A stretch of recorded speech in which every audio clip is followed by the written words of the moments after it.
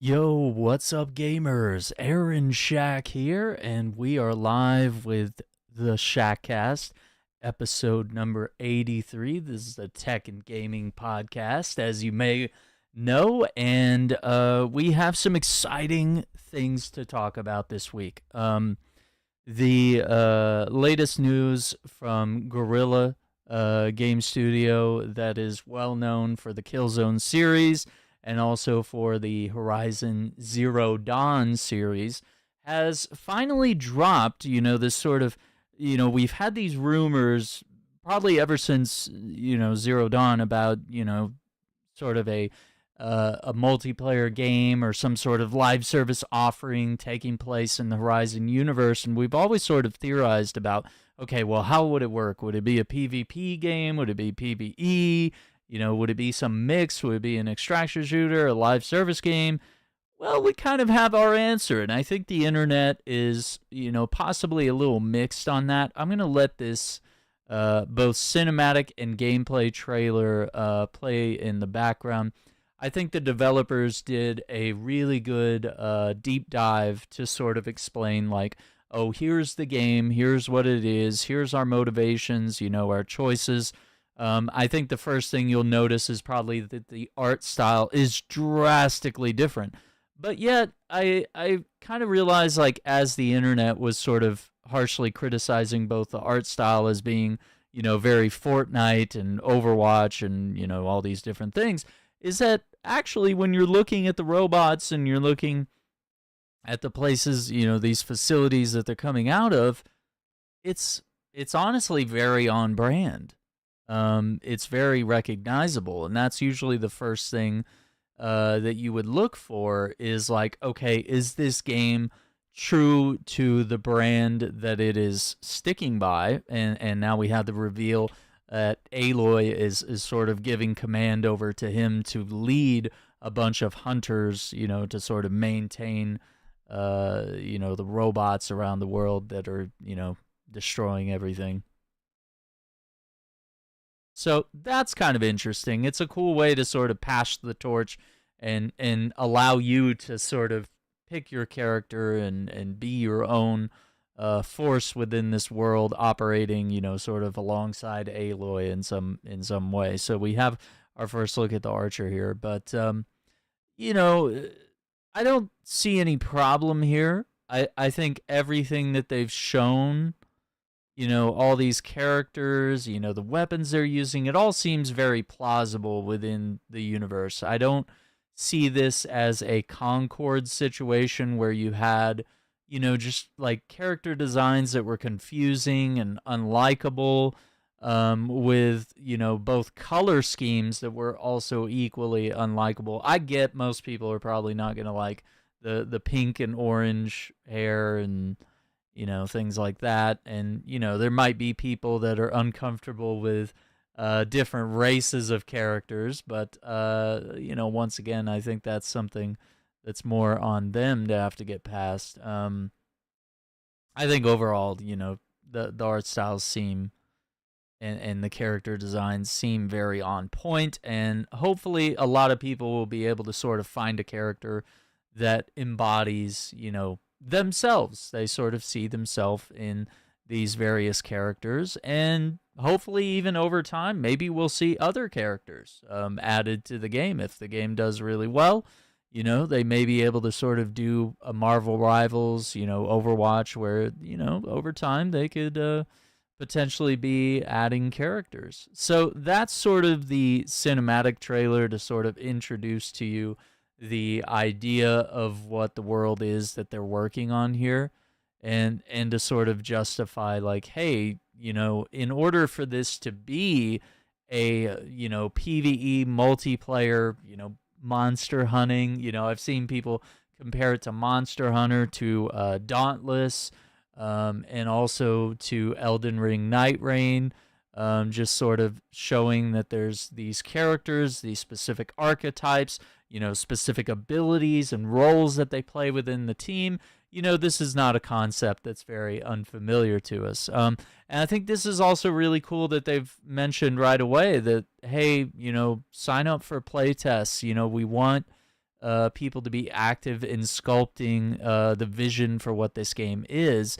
And of course, everything they're showing is in a very early state. So once again, they said, things may change. Not everything's final that you're seeing today, but they want to get people in on the ground floor so that, obviously by launch, they can sort of get some meaningful feedback from gamers and people who have play tested the game rather than just, people that are here, rather than just YouTubers and streamers and personalities on Twitter and stuff like that.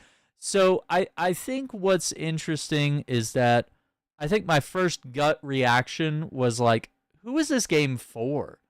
Because I see the art style. That's not really the art style that I think of when I think of the Horizon franchise, and, harken back to the dozens of hours that I spent within Horizon Zero Dawn and in Horizon Forbidden West, which I actually haven't finished. But I think I sort of got burned out in the open world fatigue and the, kill 20 boars to craft a new wallet or whatever, all of those sort of things that you have to do. I sort of just wanted to immerse myself in the world and the story.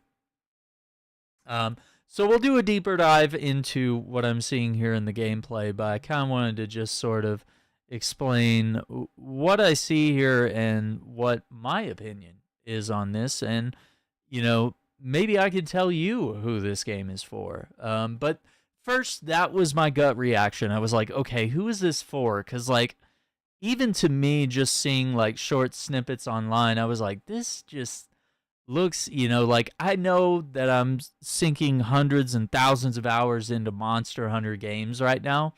So this is actually kind of right up my alley, and I should honestly be excited for this game. And I am to an extent, but I also don't know that this game will pull me away from playing the myriad of Monster Hunter games that have, practically taken over the entire channel, which is kind of what these live service games need, is they need a continuous player base that's going to continue to engage with the games, to purchase skins and characters and content, however it is that they're going to monetize this game.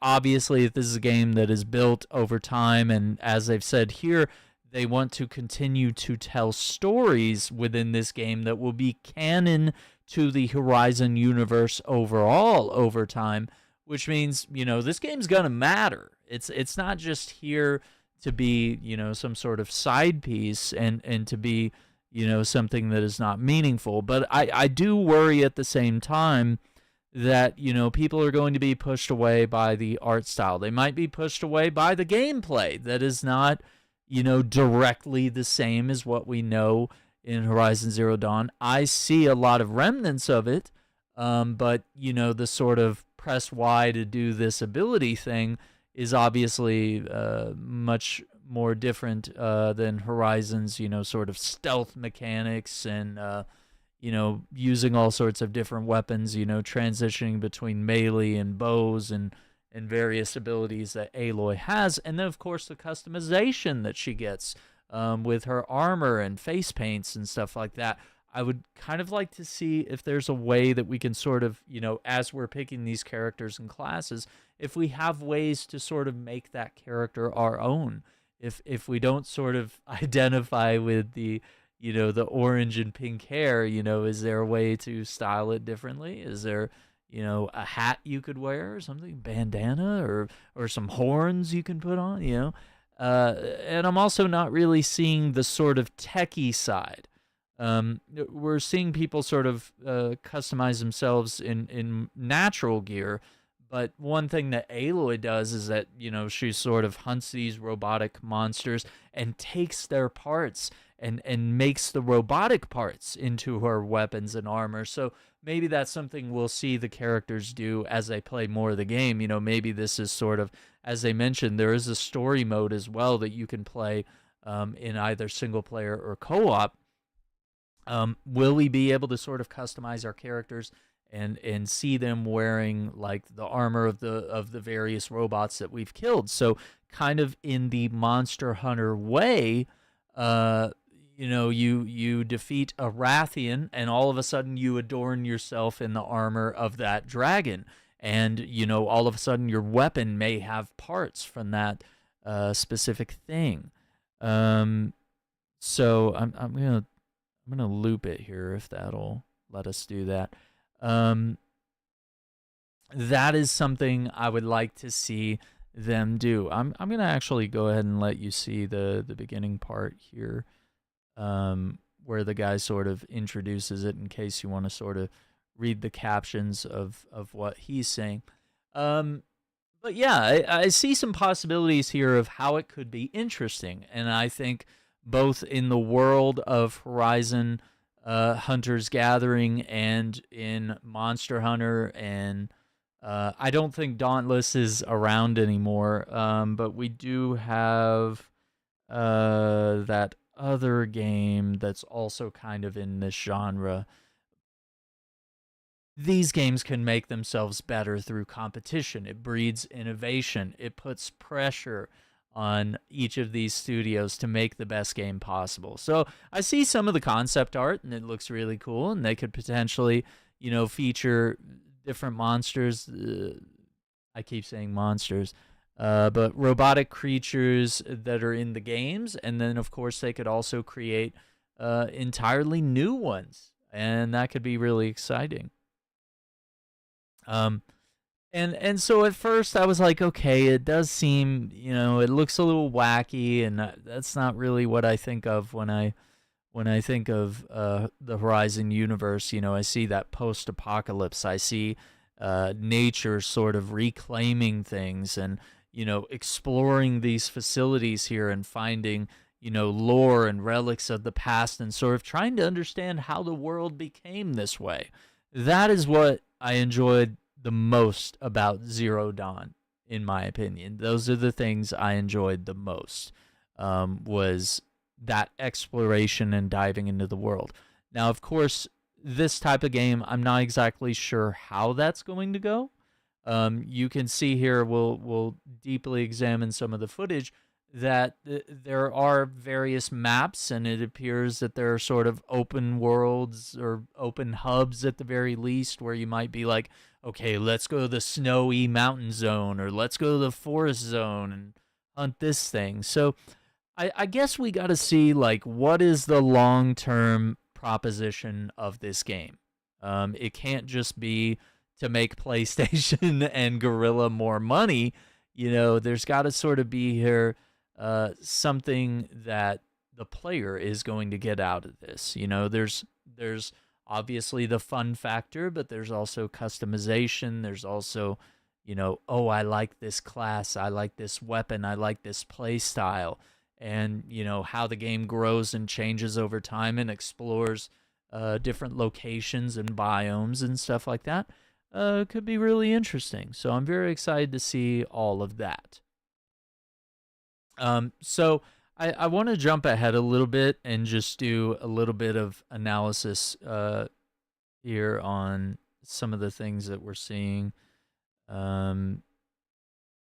He's showing a bit of the gameplay, and it shows how people are venturing out in the wild, and it's a roster of hunters that will grow over time. And then obviously we're seeing like the hammer, some sort of like a glaive. We're seeing the bow and arrow. And then we sort of saw that sort of ninja shinobi-like character that appeared to have some sort of like longsword katana. And in the playtest, it looks like you're going to play as Rem, Sun, and Axel here, to just sort of get an idea of like, okay, how does the game work? How is this going to make us play as a team? We're seeing a lot of flips here, some AoE attacks. You're seeing dodges and slides, and charging up the hammer.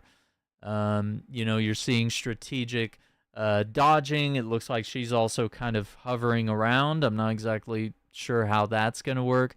And then, of course, we're seeing like stuff relating to like elements and So that could be really exciting. I don't know if we're going to be like crafting things on the go in the way that you sort of would in Horizon. You'd run around and pick plants and break trees and craft arrows and make tripwire gadgets. That was one of my favorite things, was sort of like setting up tripwires between trees as I hide in the tall grass, and sort of setting traps that I can, sort of trap the monster in this area, and then, deal damage with those tripwires and lead him through all these traps. And then, unleash a volley of arrows or go at him with the spear and stuff like that. So, yeah, we are sort of seeing that he's sort of coating the arrows in something, and obviously this guy doing some heavy damage.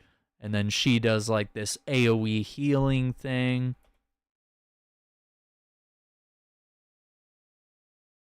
So it does look really cool.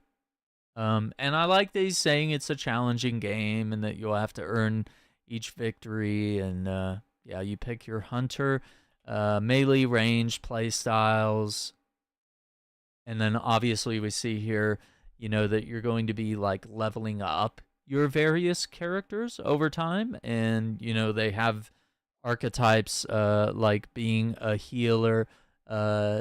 And then, of course, you have the opportunity to switch between different roles for each character. So even though she is sort of assigned the healer role, if you go over here and click the damage dealer thing, you're going to see some different stats pop up. So if we look at very quickly, the healing stuff is damage resist, health segments. So she has more health, builds up more knockdown.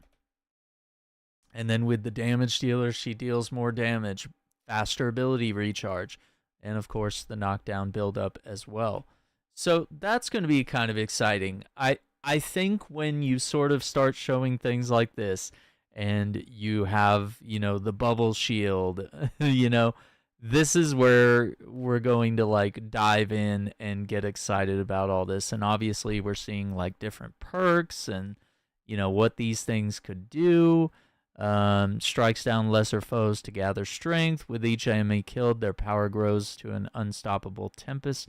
Stand unwavering the rage, a battle mending their shattered bones. So deal 20% weapon damage against enemies below 50% XP. So just some exciting things that even a healing archetype character can still deal some damage. Here, this one says kills grant 10 energy. So yeah, you could be the one on your team where, the healer needs to stay alive. So maybe it's good that the healer is sort of ad control and they run around the environment, taking out the lesser enemies to regain health so that we can, fight the big bad and provide some healing. And as you can see here, it looks like there's a mix. It's not just, going into a zone and fighting a big monster. We're going to be able to fight others. And it looks like we're getting like different types of perks here. So weapon upgrades, various upgrades to your stats. So you're already seeing like how the hammer is going to grow and change over time. You also see these different types of bombs here. Various enhancements, deployables that we'll be able to use. So I think it's going to be all about creating a play style that you enjoy and a character that you enjoy playing as. So I don't know. I was initially very sort of wary of like, okay, who is this game for?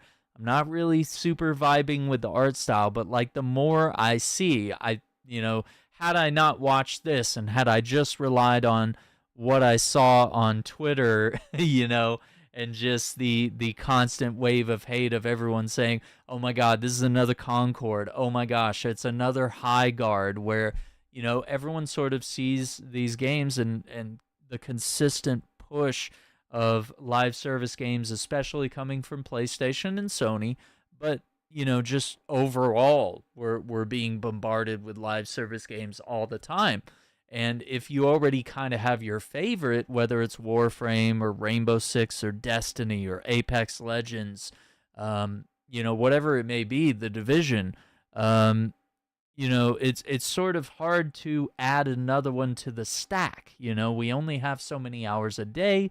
A lot of us like to play, story games or, RPGs or roguelikes, so we may not have the space in our gaming backlog to play a game that might not be here in a year or 5 years or 10 years, which is sort of the other concern that I have with this game is like, okay, well, let's say it's got a healthy couple 100,000 people playing at launch.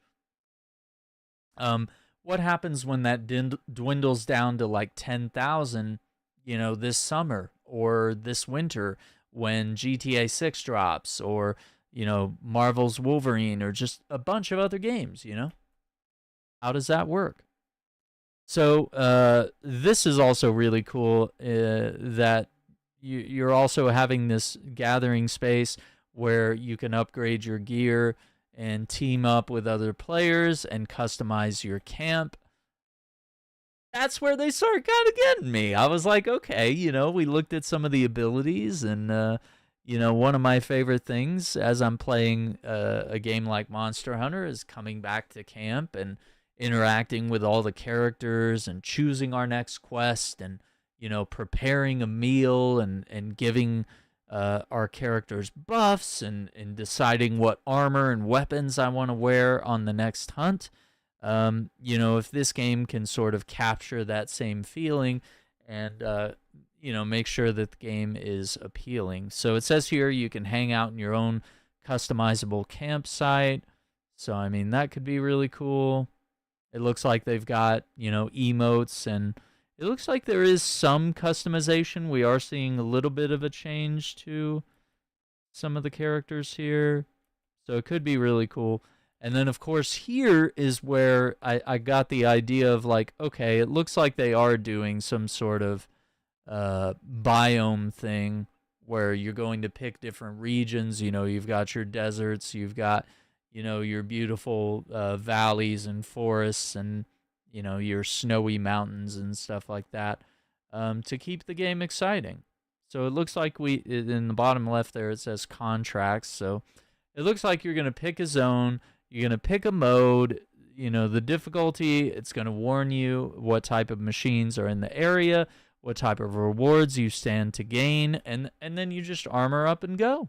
So I don't know. That all sounds really engaging to me. And, with Elden Ring Night Rain, I find it to be a continuously replayable game that's really fun to jump into.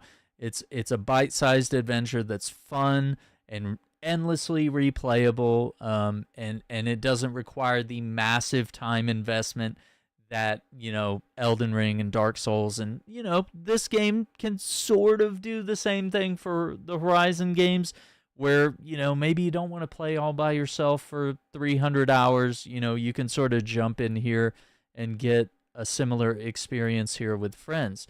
So one of the things that they talk about here is some of the different modes that you're going to be able to play, which also kind of hooked me because initially I was like, oh, it's just going to be, probably like the older Monster Hunter games where it's like, okay, pick a zone, pick a monster, hunt them, come back to camp.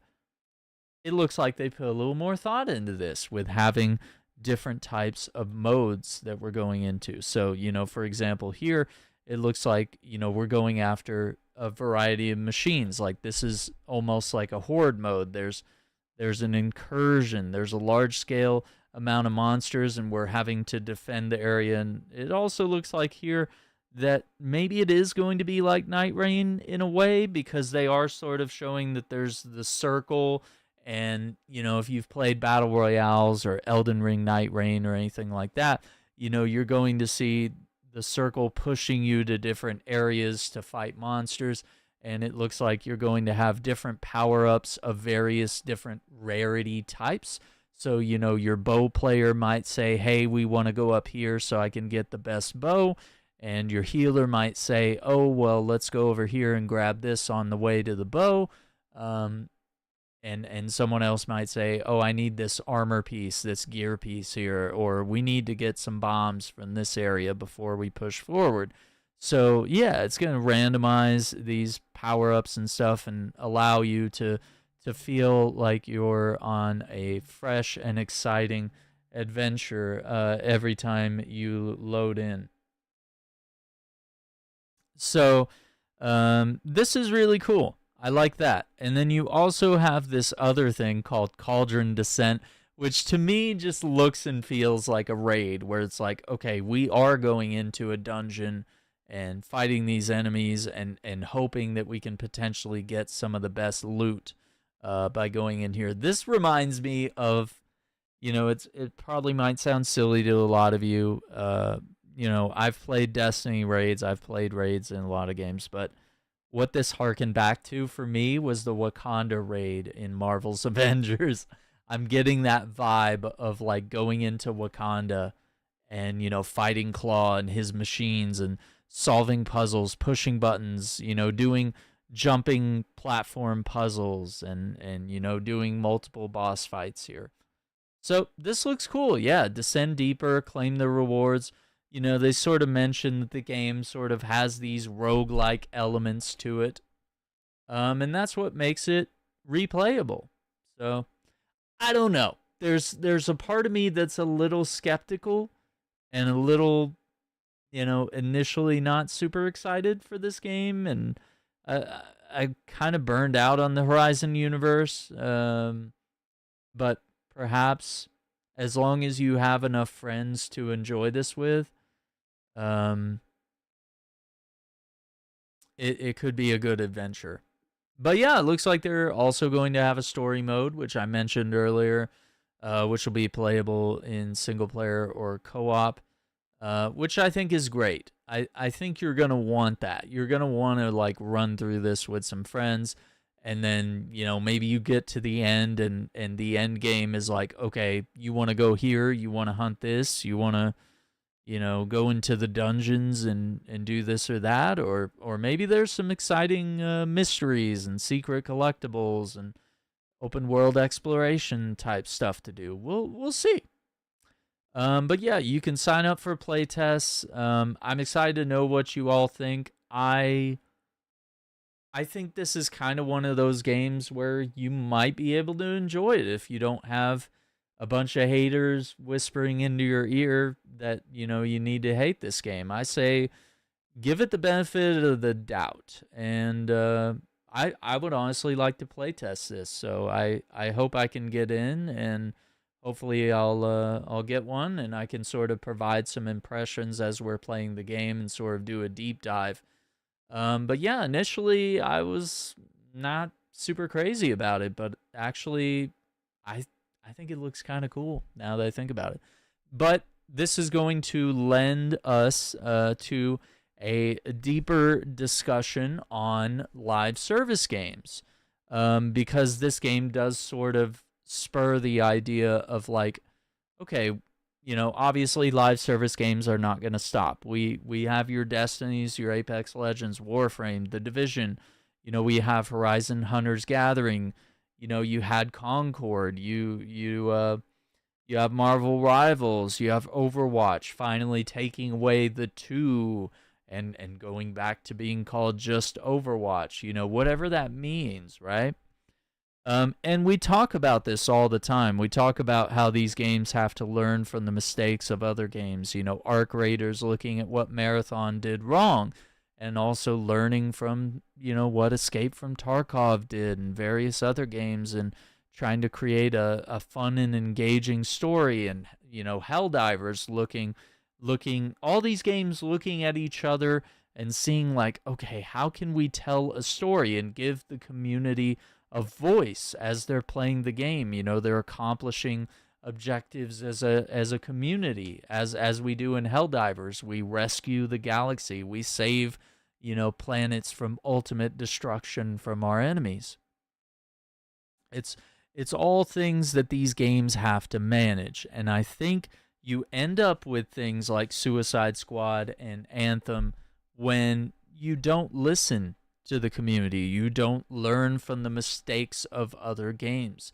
So, if Elden Ring Night Reign is to continue, if Horizon Hunters Gathering is going to be successful, these games have to look at what everyone else is doing and pull the good things from what they're doing. You know, pull from how Helldivers has consistent little updates here and there and tells a really powerful story. Pull from Arc Raiders and its beautiful exploration and sound design and the way that the community does sort of have a voice, and that there's always, you know, you select a map, there's an interesting event or a weather effect that's happening. There's various things that keep the game fresh and engaging. And the players tell a story when we get in and we interact with other players and the world. And that's what keeps us playing in a lot of these games. So live service games, even with as many fumbles as Sony, PlayStation, has had with live service games, the live service games we've seen that have been great, middling, or perhaps bad. You know, we've had our Marvel's Avengers, which I enjoyed. We've had our Suicide Squad Kill the Justice League, which I think was not very well managed, and didn't really listen to players, and it sort of fell into the mistakes that a lot of these live service games make. So,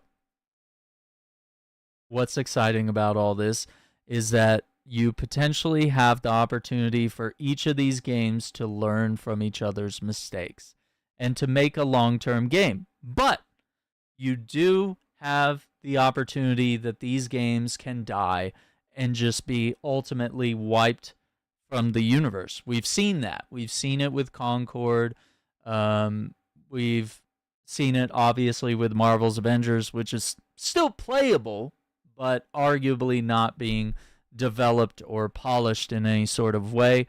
You know, you also have, it was tip of my tongue here. Yeah, I mean, obviously Suicide Squad being a big example of how, you know, you can take a beloved property and just not sort of adapt it very well. They didn't really have an end game plan, and they weren't really listening to the community of like, how could we make this a game that you would want to play for the next 5 or 10 years or whatever. So I don't know. It feels like with live service games, everyone's chasing to be the next Fortnite, and instead of, you know, just trying to make a good game that people want to play, like we're talking about Monster Hunter Wilds, right? We're talking about how great that is and how replayable it is and how we always want to engage in that world and play with our friends and stuff.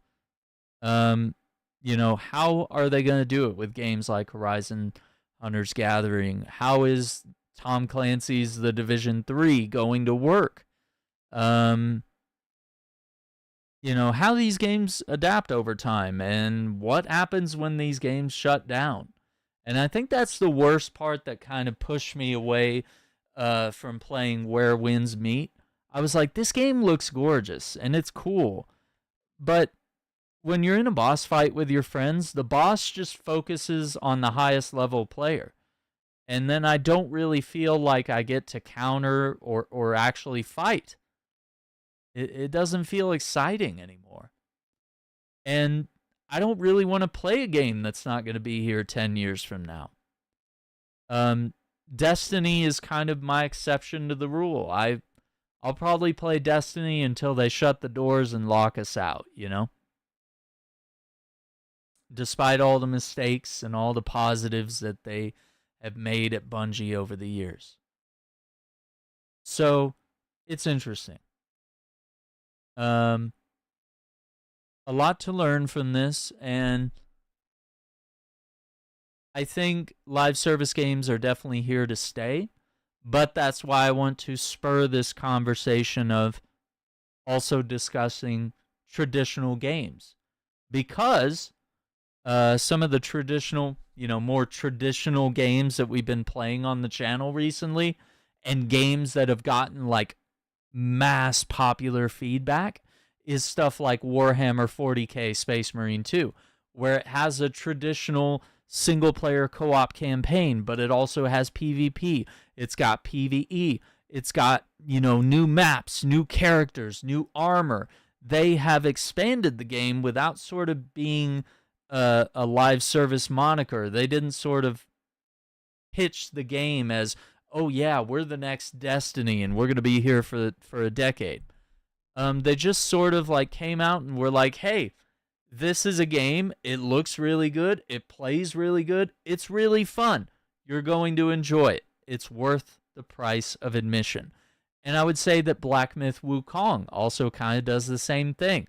It's not trying to be an endlessly enjoyable game. It was like, hey, this is the story of the Monkey King, Sun Wukong.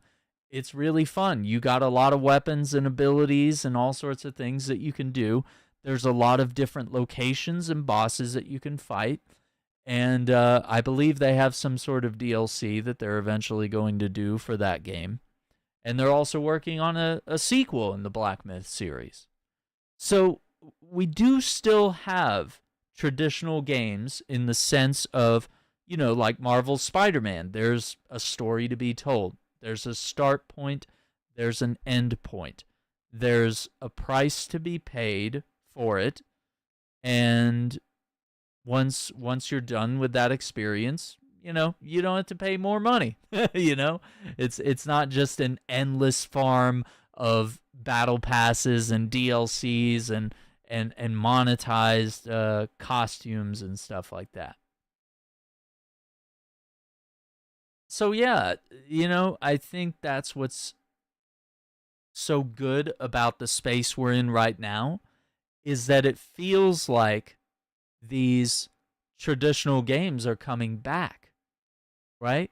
Because it feels like for a while, it's just been nonstop, like multiplayer this, live service that, battle royale this, DMZ and Call of Duty, which was really cool. But, you're seeing Tarkov, you're seeing Arc Raiders, you're seeing a lot of people kind of chase the Fortnite idea, even chase similar art styles of everybody wants to be the next Fortnite, the next Overwatch. Everyone's trying to do hero shooters, High Guard and Concord. These are just the latest examples of a trend being chased. And everyone wants to kind of put their own spin on it, of course. I'm not saying that any of these game developers are totally devoid of creativity. But they are sort of chasing a dragon, right? And what's the risk of chasing the live service dragon? The closure of your studio. The closure of the game you've made. The ending of support for it. And with these sort of endlessly online games that always require a server and stuff like that, we've had the Stop Killing Games movement be created to sort of combat this idea of like, okay, well, when Anthem dies, it's just gone. Like it was never there. There's no history. No one can go back and experience it. And I'm kind of feeling this lately. Right here on my desk is a good example of a series that I really love, but that has online games that I can't really load this up and play with people on the PS2. I can't play Monster Hunter 3 on the Wii U. Like, that time has passed for even a beloved series I'm enjoying. The ad hoc features on the PlayStation Portable for Monster Hunter Freedom Unite and Monster Hunter Freedom 2. Or, Monster Hunter 4 Ultimate. Like, I'm going to just have to find friends that I can link up with on the DS if I want to experience Monster Hunter 4. There are obviously more games than just me pointing out Monster Hunter, but like, what happens when Destiny's gone? What happens when, Battlefield whatever closes their servers, What happens when various consoles cease online support? We've obviously seen it with some of them. and what that's like, and as saddening as that is, and it makes a lot of these things totally worthless when you can't even play them, even if you own the disc. Now with these, I could play them in single player, and I could do. There are ways to sort of navigate servers through emulation and maybe even system link stuff, and local sessions can be made.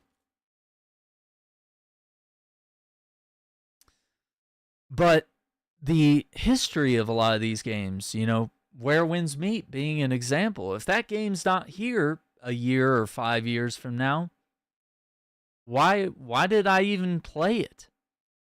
Like, what's the point in even starting some of these games if we don't even know if it's going to be here?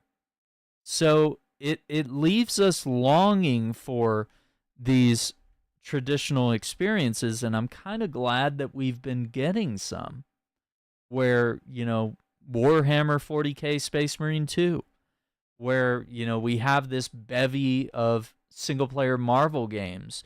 We have these Monster Hunter games that I'm able to enjoy. I've completed World, and now we've moved on to Rise and Wilds, and granted, there's still some things that I want to do in World. We're going to try to defeat Extreme Behemoth.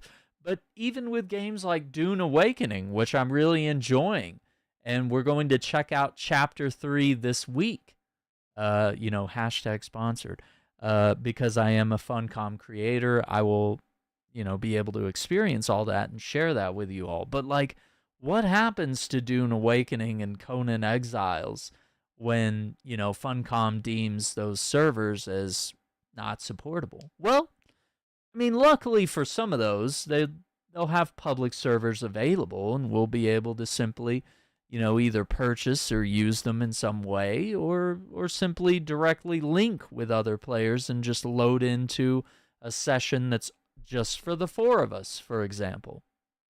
Could be really cool, So,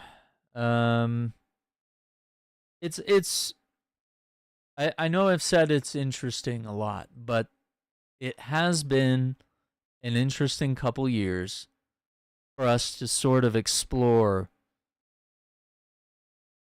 this new realm of games that are supposed to never end and be profit generating monsters for studios and the people that own studios. And we're seeing Jared Kushner and the Saudis buy EA. We're seeing former EA leads take over as CEO over at Remedy. We're seeing Ubisoft double down on the idea of you should get used to not owning your games. You simply own a license that we can take away at any moment. And these licenses have been around. We've never, more or less, in the past 20 years or so, we've never owned our games. They're simply verification keys that we slide into consoles. What happens when Steam shuts down, or GOG, or whatever? What's the game plan? So my push for the preservation of video game history, I think, is the most important battle that we face as gamers. So while I did promote the Stop Killing Games movement, I think it's very valid, and I support the various video game museums and arcades across the country, and I support people collecting in the way that I'm collecting, but it also creates a major price shock to the retro and just gaming industry overall. Retro game prices can go for $600, $800 for things that used to cost $20 or $50 or $100. There's Nintendo DSs that are going for like $800 when like they used to cost $100 or $2. It's insane. And emulation is not necessarily the end game answer to everything. Um, Unfortunately, it can be an aid in preservation and in maintaining the quality of things when your cartridges, the batteries and the chips and all the things wear out, or your discs get scratched, or if Steam or Amazon or whatever GOG were to shut down or go bankrupt, you lose your entire library. The $70, $80 games, these are not affordable to people. The RAM and CPU and GPU prices going way up. I mean, it's making PC gaming, it's making gaming unaffordable. The Steam machine has been delayed. All of Valve's stuff, the Steam machine, the new controller, the VR headset that they were pitching, all of that has been delayed due to these problems that AI and these data centers are bringing. And that bubble's going to pop eventually. And there's also a gaming bubble with live service and with these increasing prices and inflation, this higher cost of living, our wages being stagnant, not to get super political, but we're living in a world where everything is becoming increasingly unaffordable. So gaming is starting to fall into that. And it sucks because gaming has always been something that is a hobby and it's fun, but it's always been somewhat affordable.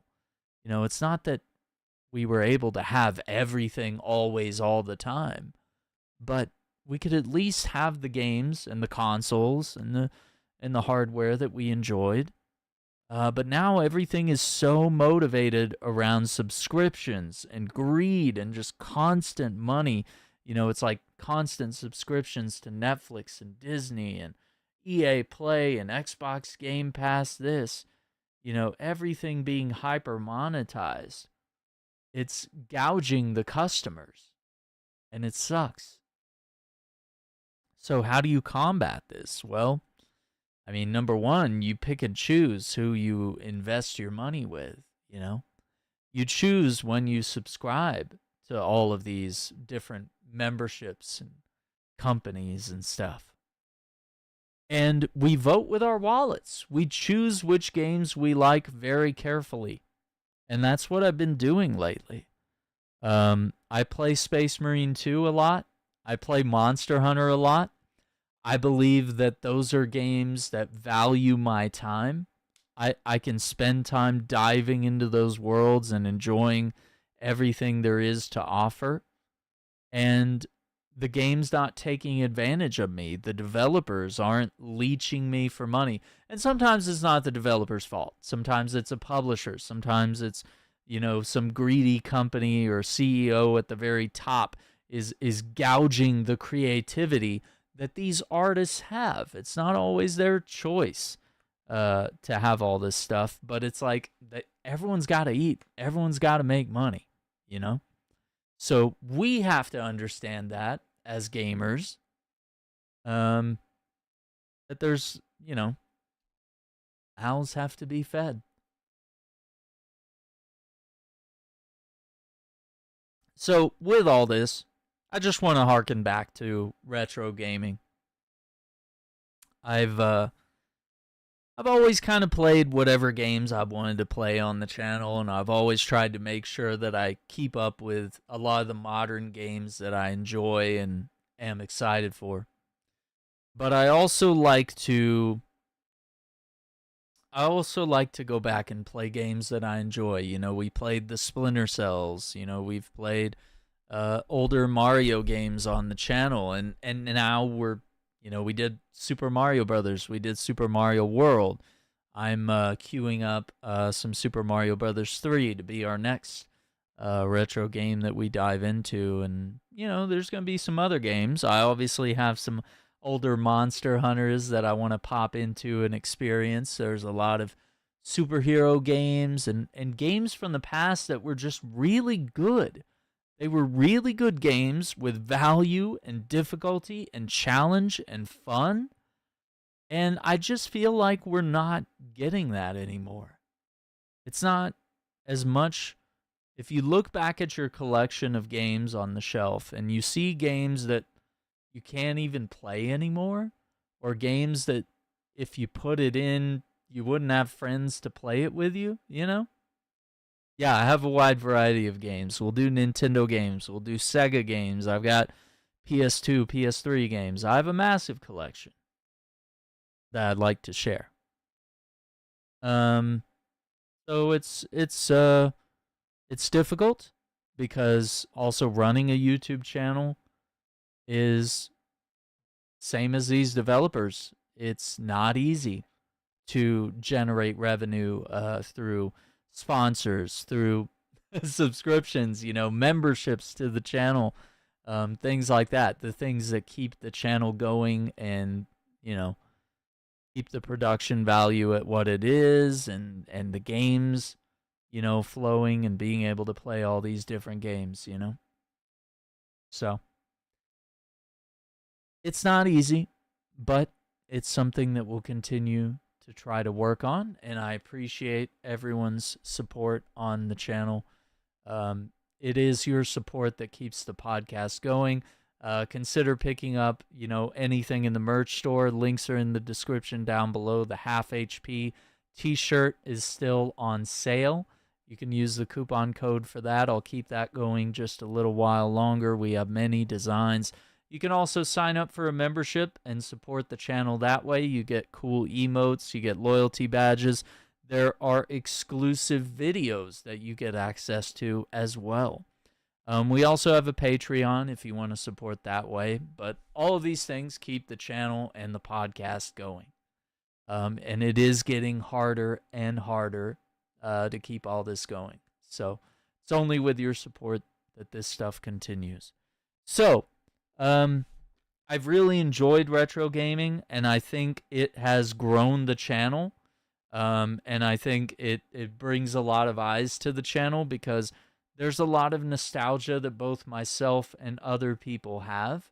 So I'm excited to share that. That's what's super cool, is like seeing even my own clips and other people's clips on my YouTube and TikTok feed and all this stuff. Just seeing like Super Mario on the feed is, these really old games, and, using original input devices and hardware to play some of these older games has been really fun. Really true to the core of the channel, which is to share my passion and love for gaming. So I think Horizon Hunter's Gathering is going to be interesting. We'll see if it lives up to the promise and if it delivers on what we know from the franchise. If it's able to last, and if it's interesting enough to pique the curiosity of players and to keep people engaged. So yeah, it will be interesting to see, and I kind of hope it does, because honestly, the more I've watched it, it looks interesting. I just hope that there's plenty of customization to keep things fresh, and to, maybe allow some of us to connect with some of these characters a little more deeply. But yeah, I've got retro game consoles, Nintendo Entertainment System, Super Nintendo, N64, PS1, PS2, PS3. I have pretty much every hardware. I don't have a Sega Saturn, but I have a Genesis. I have a Dreamcast. Might be missing a few things here and there, but yeah, interesting. Lots of fun things to play. So stay tuned for that. We have an exciting week of stuff prepared on the channel. We're going to check in on Monster Hunter Stories 3 and the demo that's available on the Nintendo Switch 2. I'm going to pull that up. We have some more coverage of the horror game Ground Zero to play on the channel. That's some exclusive pre-release coverage, so great sponsor video on that. We also have we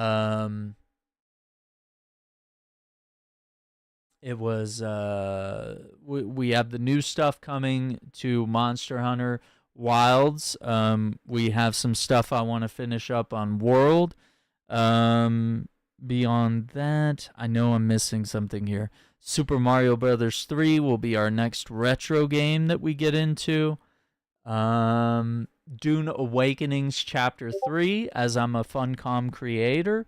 We have that to dig into, so I'm very excited about that as well. I forgot to turn off my Discord notifications. My bad. But yeah, lots of exciting things there. So I'm excited to see how this goes. So once again, I want to thank you all for watching. Thank you all for listening. You can get the Shackcast anywhere you listen to podcasts. If you like to watch it, we do it in video format on YouTube.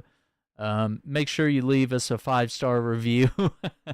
It's much needed to help grow the podcast and the channel. Share our episodes, share our videos, and I appreciate that very much because that's what keeps everything going and allows me to share all this with so many people and to have so many people to play all of these awesome games with. So, until the next time, take care, be safe, and we'll see you next time. Bye, everyone.